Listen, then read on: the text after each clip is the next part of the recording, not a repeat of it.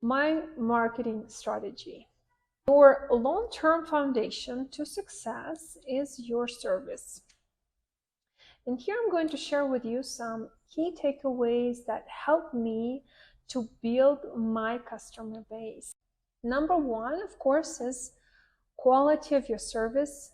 Quality of your service is the foundation to success. You need to have consistent, spectacular, healed results.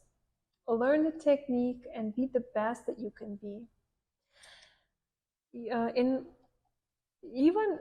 If you do 2 procedures on your client and the results are not spectacular and your client is not happy, you will need to give them a free session and make sure that your client is happy and that your end result is spectacular. Next is make sure that you use pigments that will fade gracefully over time and that your work will look great even after a year or 2. This is very important. Why? Because unlike any other aesthetic work or other beauty services, let's say, where the results are not so obvious or obvious but don't last long, or the client might forget having the service 1 week later, permanent makeup will stay on your client's face for a long time. It will be there 1, 2, 3, maybe 5 years later, and it will depends on your client, and this will depend on your client's age, their skin type, what kind of pigment you use. That will depend on how long the artistry will last. And all this time, this will be either your best advertisement or your worst advertisement.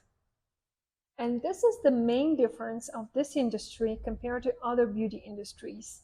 So I suggest that you use it to your advantage. And this should be your long-term strategy to build your clientele, because one happy client will bring you her coworkers, her mother, her sister, her mother-in-law, her neighbor, everybody, all the girls around her will be your clients eventually. You just think about it. One happy client will be your best advertisement. One unhappy client will be your worst advertisement for the same amount of time. So the quality of your artistry is the key. The quality of your service is also very important. What I mean by that is your attitude, how much time you take to respond to your client, how and what you say during your consultations, how you prepare your client for the procedure, your follow-ups, your consultations. All of those things are very